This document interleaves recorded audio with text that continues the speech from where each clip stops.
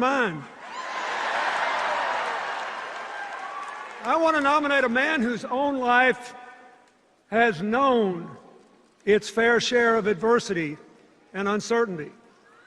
I want to nominate a man who ran for president to change the course of an already weak economy, and then just 6 weeks before his election saw it suffer the biggest collapse since the Great Depression. A man who stopped the slide into depression and put us on the long road to recovery, knowing all the while that no matter how many jobs that he saved or created, there'd still be millions more waiting, worried about feeding our own kids, trying to keep their hopes alive. I want to nominate a man who's cool on the outside,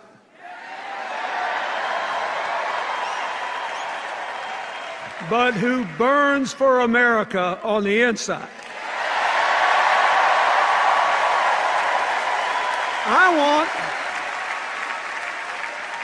I want a man who believes with no doubt that we can build a new American dream economy driven by innovation and creativity, by education, and yes, by cooperation.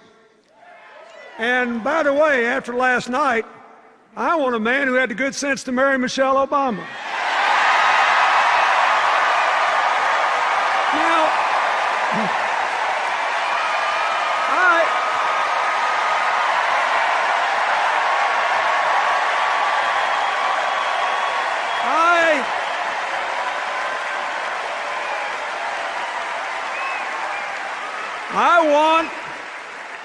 I want Barack Obama to be the next president of the United States. And I proudly nominate him to be the standard bearer of the Democratic Party.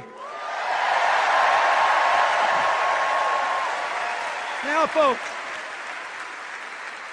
in Tampa a few days ago, we heard a lot of talk about how the president and the Democrats don't really believe in free enterprise and individual initiative, how we want everybody to be dependent on the government, how bad we are for the economy. This Republican narrative, its alternative universe, says that every one of us in this room who amounts to anything, we're all completely self-made. One of the greatest chairmen the Democratic Party ever had, Bob Strauss, used to say that every politician wants every voter to believe he was born in a log cabin he built himself. But, as Strauss then admitted, it ain't so. We Democrats, we think the country works better with a strong middle class, with real opportunities for poor folks to work their way into it, with a relentless focus on the future, with business and government actually working together to promote growth and broadly shared prosperity. You see, we believe that we're all in this together is a far better philosophy than you're on your own. Now,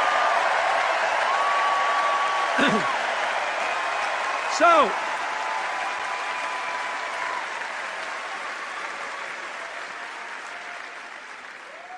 who's right?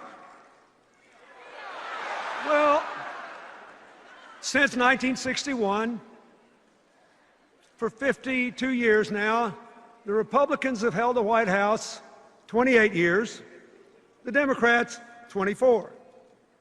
In those 52 years, our private economy has produced 66 million private sector jobs. So what's the job score? Republicans, 24 million, Democrats, 42.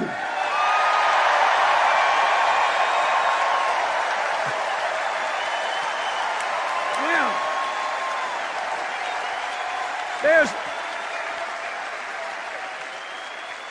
there's a reason for this. It turns out that advancing equal opportunity and economic empowerment is both morally right and good economics. Why? because poverty, discrimination, and ignorance restrict growth. When you stifle human potential, when you don't invest in new ideas, it doesn't just cut off the people who are affected, it hurts us all. We know that investments in education and infrastructure and scientific and technological research increase growth. They increase good jobs and they create new wealth for all the rest of us. Now, there's something I've noticed lately, you probably have too, and it's this. Maybe just because I grew up in a different time, but though I often disagree with Republicans, I actually never learned to hate them the way the far right that now controls their party seems to hate our president and a lot of other Democrats.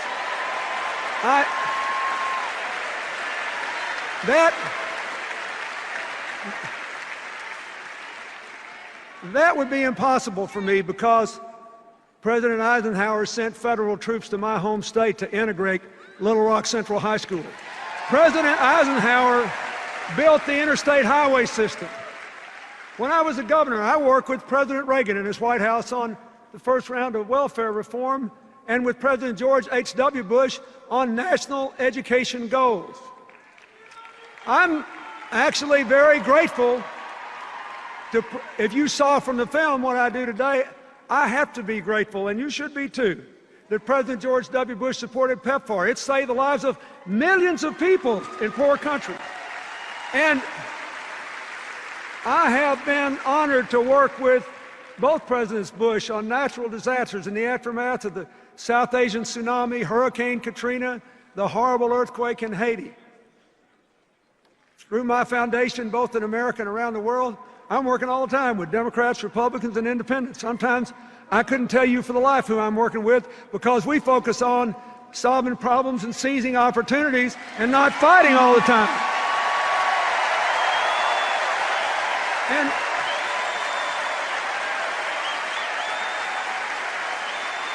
so here's what I want to say to you. And here's what I want the people at home to think about.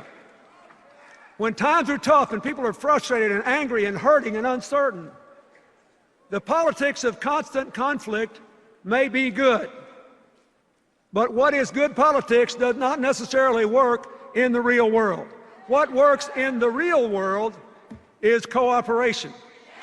What works in the real world is cooperation.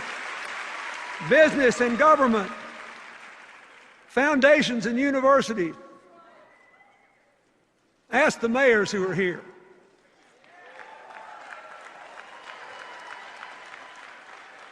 Los Angeles is getting green and Chicago is getting an infrastructure bank because Republicans and Democrats are working together to get it.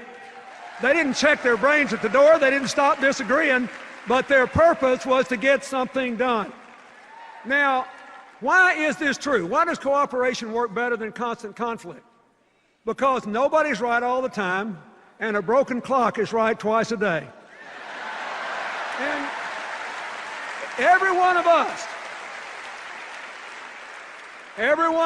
and every one of them, we're compelled to spend our fleeting lives between those two extremes, knowing we're never going to be right all the time and hoping we're right more than twice a day. Unfortunately, the faction that now dominates the Republican Party doesn't see it that way. They think government is always the enemy, they're always right, and compromise is weakness. Just in the last couple of elections, they defeated 2 distinguished Republican senators because they dared to cooperate with Democrats on issues important to the future of the country, even national security. They beat a Republican congressman with almost 100% voting record on every conservative score because he said he realized he did not have to hate the president to disagree with him. Boy, that was a non-starter, and they threw him out. One of the main reasons we ought to re-elect President Obama is that he is still committed to constructive cooperation. Look at his record. Look at his record. Look at his record.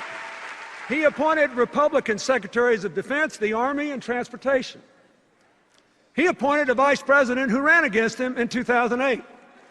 And he trusted that vice president to oversee the successful end of the war in Iraq and the implementation of the Recovery Act.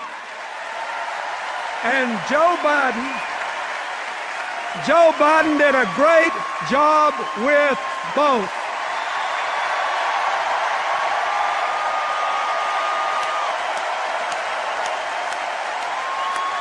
Now,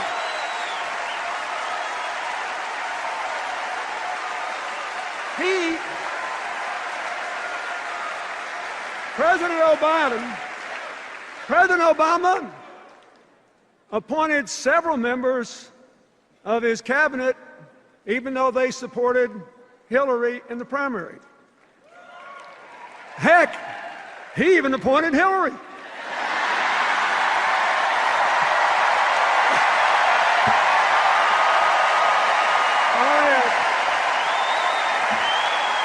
Now, wait a minute.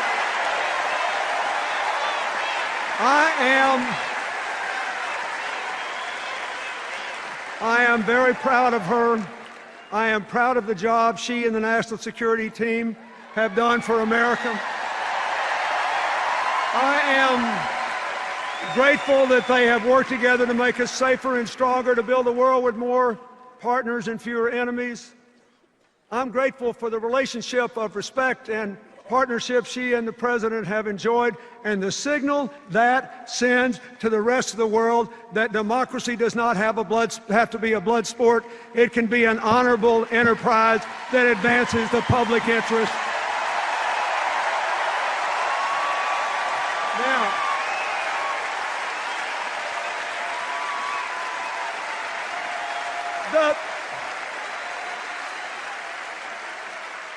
besides the National Security Team, I am very grateful to the men and women who've served our country in uniform through these perilous times. And I am especially grateful to Michelle Obama and to Joe Biden for supporting those military families while their loved ones were overseas. And for supporting our veterans when they came home. When they come home bearing the wounds of war or needing help to find education or jobs or housing. President Obama's whole record on national security is a tribute to his strength, to his judgment, and to his preference for inclusion and partnership over partisanship.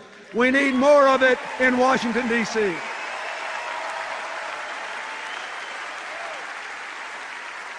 Now, we all know that he also tried to work with congressional Republicans on health care, debt reduction, and new jobs. And that didn't work out so well. But it could have been because, as the Senate Republican leader said in a remarkable moment of candor 2 full years before the election, their number one priority was not to put America back to work. It was to put the president out of work. Well, wait a minute. Senator, I hate to break it to you, but we're going to keep President Obama on the job. Now, are you ready for that? Are you willing to work for it? Wait a minute.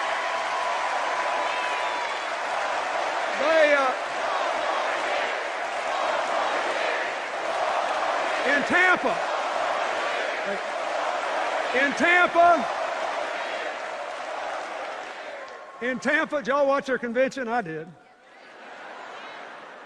In Tampa, the Republican argument against the president re-election was actually pretty simple, pretty snappy. It went something like this. We left him a total mess. He hadn't cleaned it up fast enough, so fire him and put us back in. Now,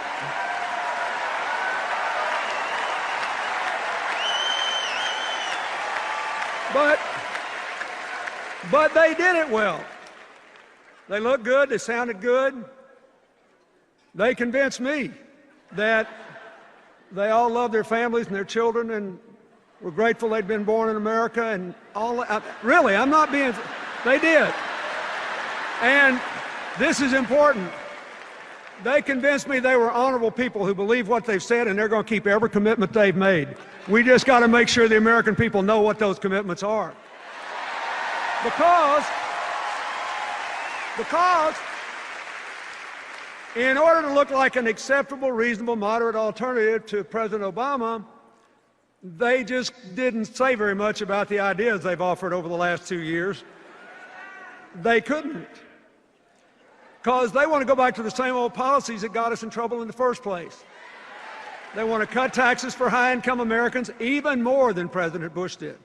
They want to get rid of those pesky financial regulations designed to prevent another crash and prohibit future bailouts. They want to actually increase defense spending over a decade $2 trillion more than the Pentagon has requested, without saying what they'll spend it on. And they want to make enormous cuts in the rest of the budget, especially programs that help the middle class and poor children. As another president once said, there they go again. Now,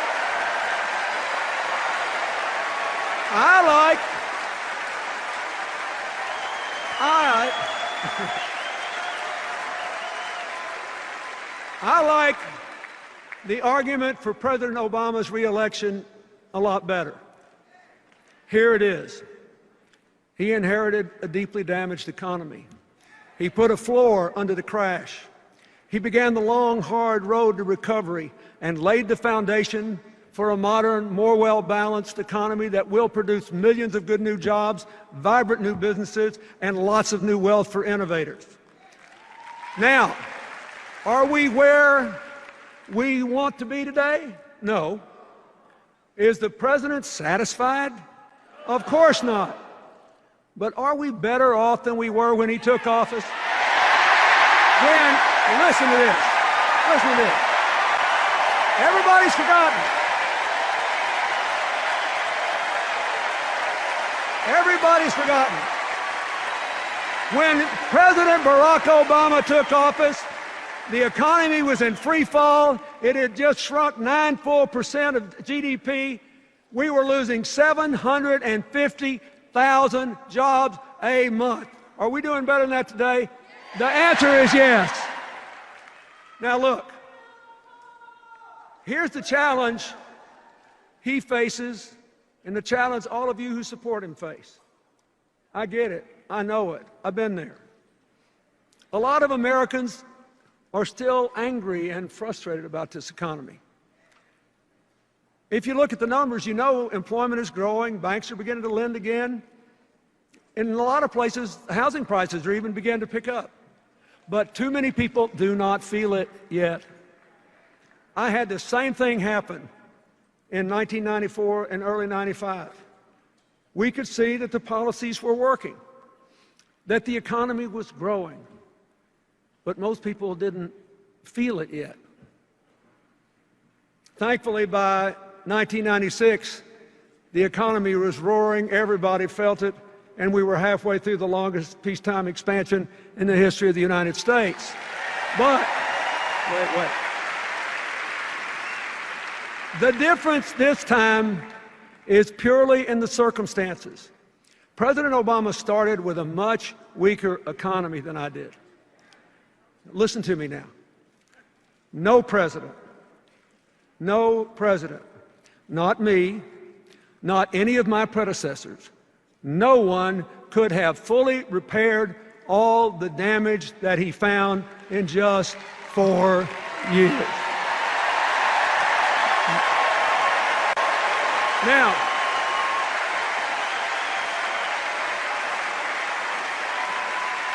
but he has laid the foundations for a new, modern, successful economy of shared prosperity. And if you will renew the president's contract, you will feel it. You will feel it. Folks, whether the American people believe what I just said or not may be the whole election. I just want you to know that I believe it. With all my heart, I believe it.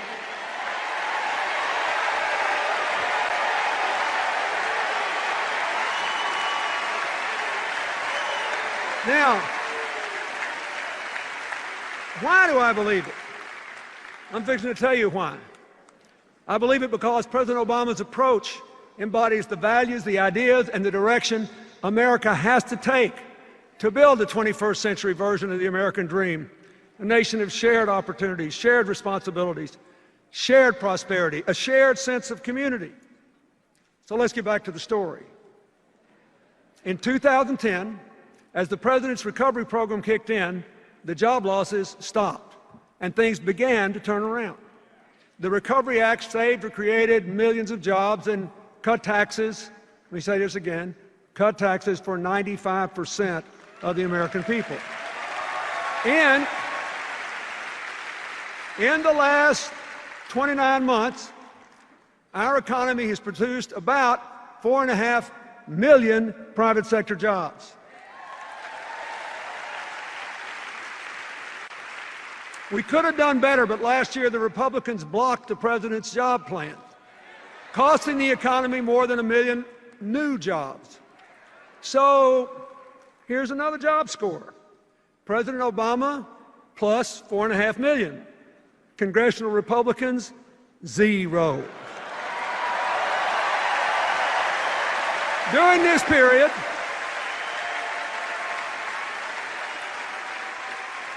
period, more than 500,000 manufacturing jobs have been created under President Obama. That's the first time manufacturing jobs have increased since the 1990s. And I'll tell you something else. The auto industry restructuring worked. It saved more than 1 million jobs, and not just at GM, Chrysler, and their dealerships, but in auto parts manufacturing all over the country. That's why even the automakers who weren't part of the deal supported it. They needed to save those parts suppliers too. Like I said, we're all in this together. So what's happened? There are now 250,000 more people working in the auto industry than on the day the companies were restructured. So, now, we all know that Governor Romney opposed the plan to save GM and Chrysler. So, here's another job score. Are you listening in Michigan and Ohio and across the country? Here's another job score. Obama, 250,000. Romney, 0. Now, the agreement the administration made with the management, labor, and environmental groups to double car mileage, that was a good deal too. It will cut your gas prices in half, your gas bill. No matter what the price is, if you double the mileage of your car, your bill will be half what it would have been. It will make us more energy independent. It will cut greenhouse gas emissions. And according to several analyses over the next 20 years, it'll bring us another 500,000 good new jobs into the American economy.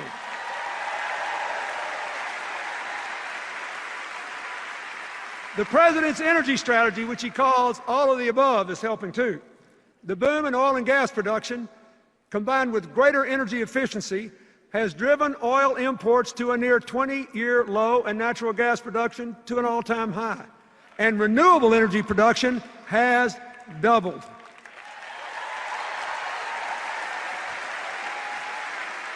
Of course, we need a lot more new jobs, but there are already more than 3 million jobs open and unfilled in America, mostly because the people who apply for them don't yet have the required skills to do them.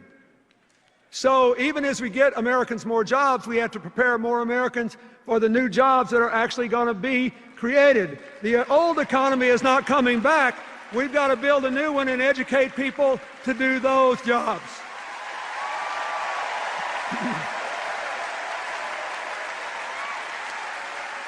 The President and his Education Secretary have supported community colleges and employers in working together to train people for jobs that are actually open in their communities. And even more important, after a decade in which exploding college costs have increased the dropout rate so much that the percentage of our young people with four-year college degrees has gone down so much that we have dropped to 16th in the world in the percentage of young people with college degrees. So, the President's student loan reform is more important than ever. Here's what it does. Here's what it does. You need to tell every voter where you live about this. It lowers the cost of federal student loans, and even more important, it gives students the right to repay those loans as a clear, fixed, low percentage of their income for up to 20 years. Now, what does this mean? What does this mean? Think of it.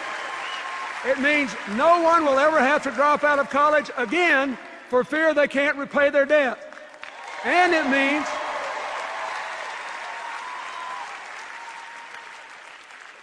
means that if someone wants to take a job with a modest income, a teacher, a police officer, if they want to be a small town doctor in a little rural area, they won't have to turn those jobs down because they don't pay enough to repay the debt. Their debt obligation will be determined by their salary.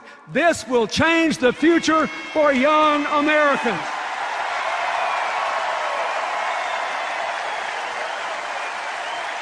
I don't know about you,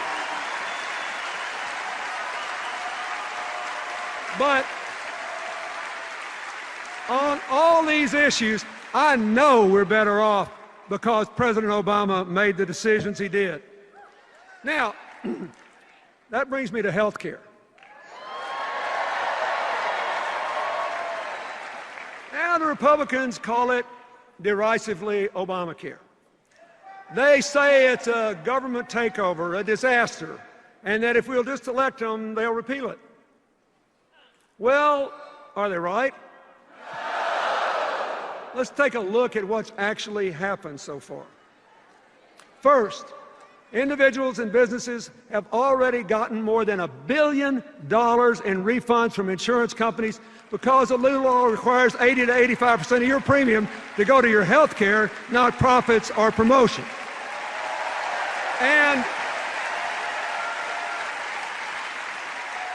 the gains are even greater than that because a bunch of insurance companies have applied to lower their rates to comply with the requirement. Second, more than 3 million young people between 19 and 25 are insured for the first time because their parents' policies can cover them. Third, millions of seniors are receiving preventive care, all the way from breast cancer screenings to tests for heart problems and scores of other things, and younger people are getting them too. Fourth, soon the insurance companies, not the government, the insurance companies will have millions of new customers, many of them middle-class people with pre-existing conditions who never could get insurance before. Now, finally, listen to this. For the last 2 years, after going up at 3 times the rate of inflation for a decade, for the last 2 years, health care costs have been under 4% in both years for the first time in 50 years. So,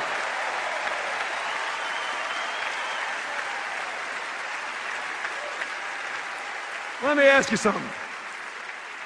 Are we better off because President Obama fought for health care reform? You bet we are. Now, there were 2 other attacks on the president in Tampa I think deserve an answer.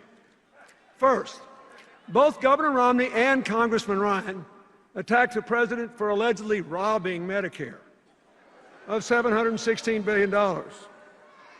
That's the same attack they leveled against the Congress in 2010. And they got a lot of votes on it. But it's not true. Look, here's what really happened. You be the judge. Here's what really happened. There were no cuts to benefits at all. None.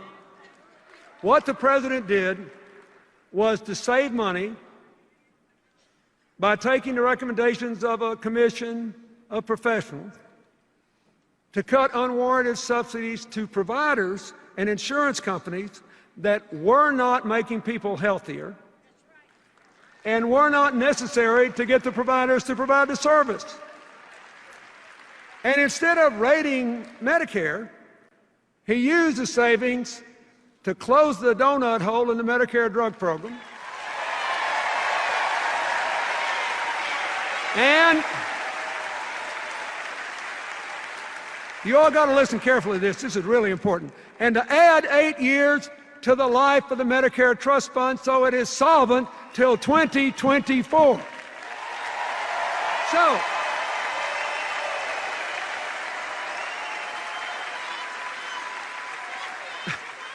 So President Obama and the Democrats didn't weaken Medicare, they strengthened Medicare. Now, when Congressman Ryan looked into that TV camera and attacked President Obama's Medicare savings as, quote, the biggest, coldest power play, I didn't know whether to laugh or cry. Because that $716 billion is exactly to the dollar the same amount of Medicare savings that he has in his own budget.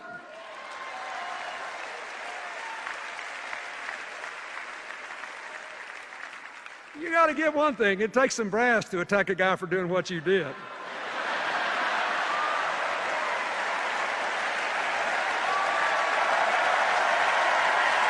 Now, so, here, wait a minute.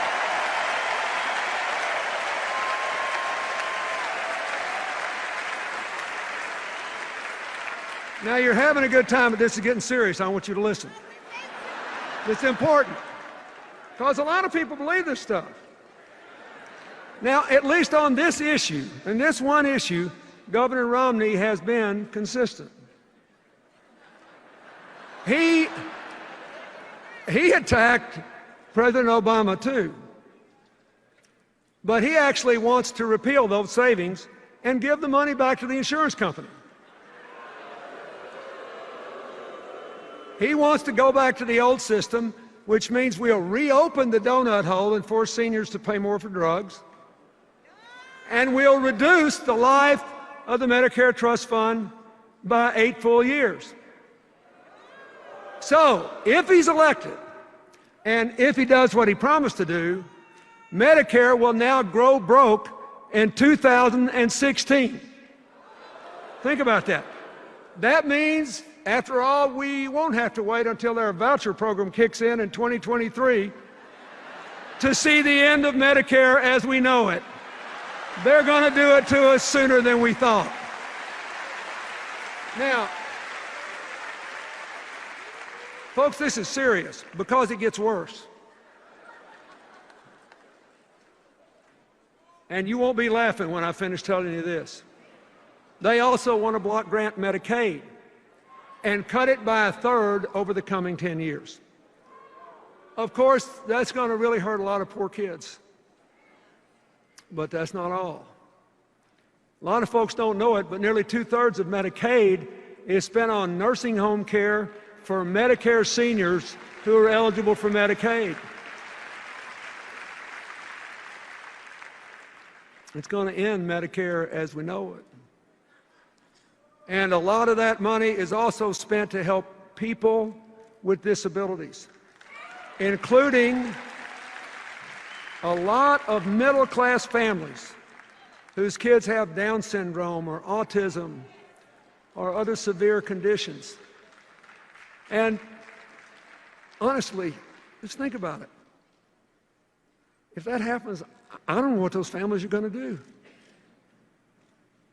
So I know what I'm going to do.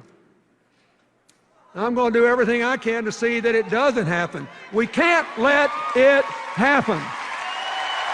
We can't.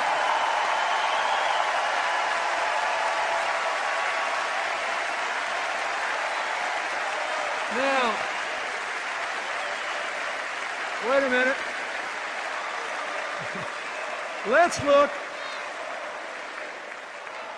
Let's look at the other big charge the Republicans made. It's a real doozy. They actually have charged and run ads saying that President Obama wants to weaken the work requirements in the welfare reform bill I signed that moved millions of people from welfare to work. Wait, you need to know, here's what happened. Nobody ever tells you what really happened. Here's what happened. When some Republican governors asked if they could have waivers to try new ways to put people on welfare back to work, the Obama administration listened, because we all know it's hard for even people with good work histories to get jobs today, so moving folks from welfare to work is a real challenge. And the administration agreed to give waivers to those governors and others only if they had a credible plan to increase employment by 20%, and they could keep the waivers only if they did increase employment. Now, did I make myself clear? The requirement was for more work, not less. So, this is personal to me. We moved millions of people off welfare. It was one of the reasons that in the 8 years I was president, we had 100 times as many people move out of poverty into the middle class than happened under the previous 12 years. 100 times as many. It's a big deal. But I am telling you, the claim that President Obama weakened welfare reform's work requirement is just not true. But they keep on running ads claiming it. You want to know why? Their campaign poster said, "We are not going to let our campaign be dictated by fact checkers." Now, finally I can say that is true.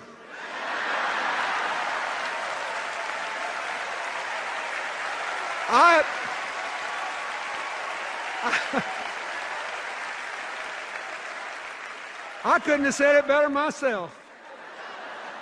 And I hope you and every American within the sound of my voice remembers it every time they see one of those ads, and it turns into an ad to re-elect Barack Obama and keep the fundamental principles of personal empowerment and moving everybody who can get a job into work as soon as we can. Now,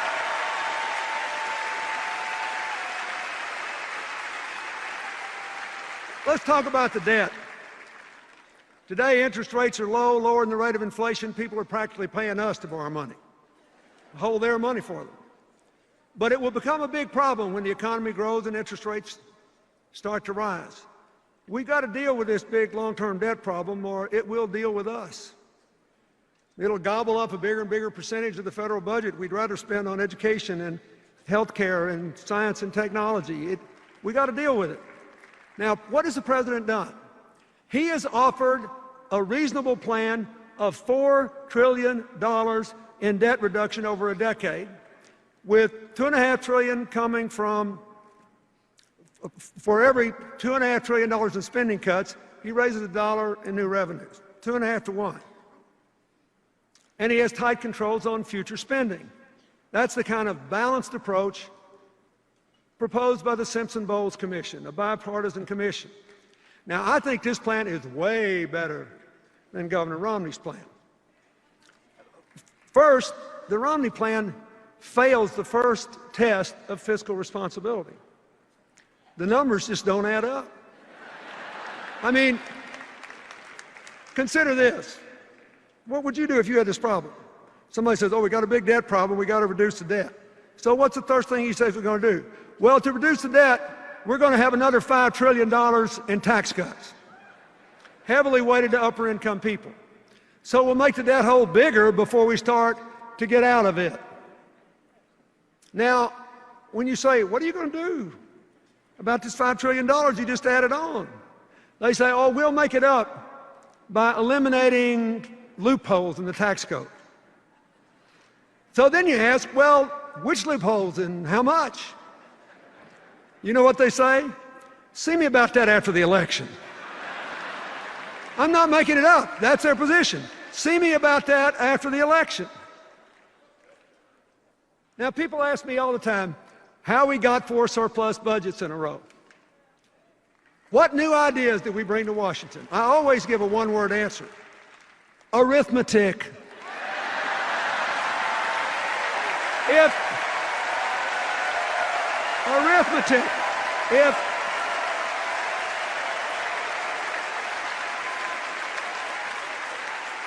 they stay with this $5 trillion tax cut plan in a debt reduction plan, the arithmetic tells us, no matter what they say, one of 3 things is about to happen.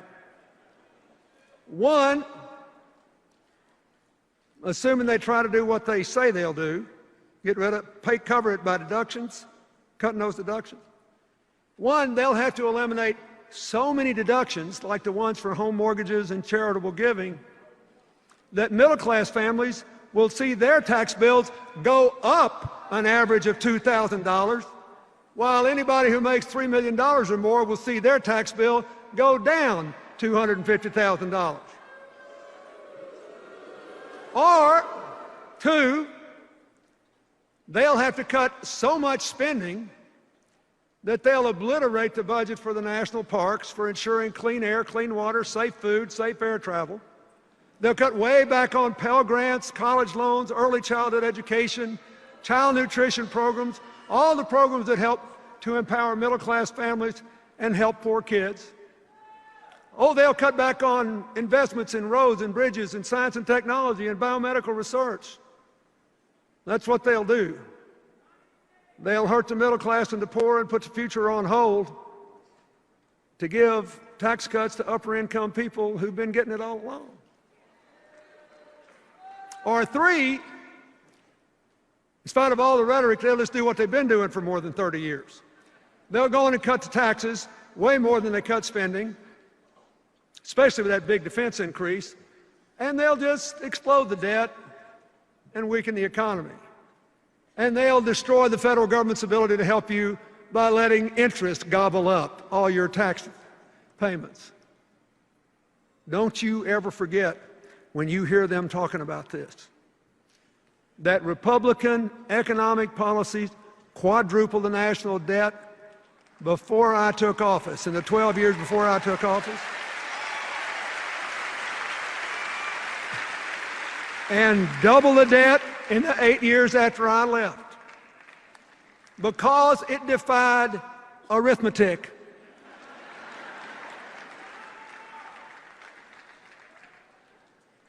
It was a highly inconvenient thing for them in our debates that I was just a country boy from Arkansas and I came from a place where people still thought 2 and 2 was 4. It's arithmetic. We simply cannot afford to give the reins of government to someone who will double down on trickle down. Now, think about this. President Obama's plan cuts the debt, honors our values, brightens the future of our children, our families, and our nations. It's a heck of a lot better. It passes the arithmetic test, and far more important, it passes the values test. My fellow Americans, all of us in this grand hall and everybody watching at home, when we vote in this election, we'll be deciding what kind of country we want to live in. If you want a winner-take-all, you're on your own society, you should support the Republican ticket. But if you want a country of shared opportunities and shared responsibility, we're all in this together society, you should vote for Barack Obama and Joe Biden. If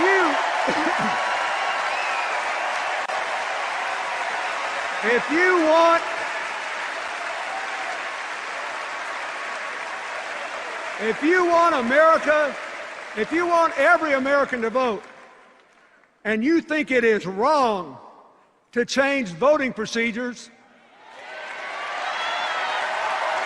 just to reduce the turnout of younger, poorer, minority, and disabled voters, you should support Barack Obama.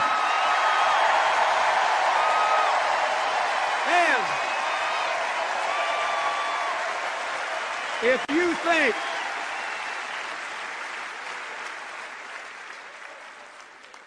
you think the president was right to open the doors of American opportunity to all those young immigrants brought here when they were young so they can serve in the military or go to college, you must vote for Barack Obama.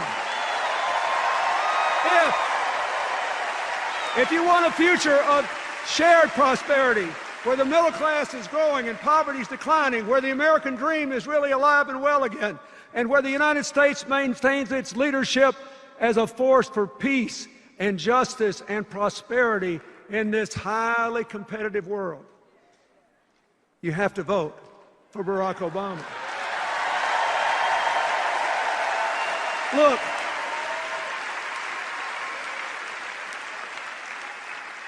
I love our country so much, and I know we're coming back.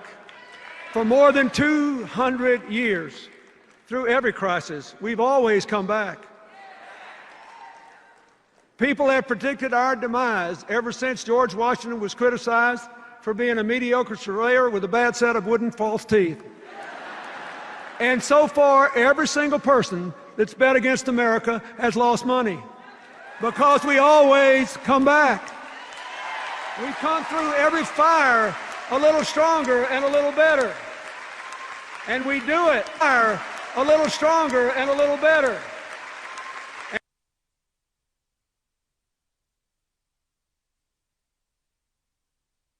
And we do it because in the end we decide to champion the cause for which our founders pledged their lives, their fortunes, their sacred honor.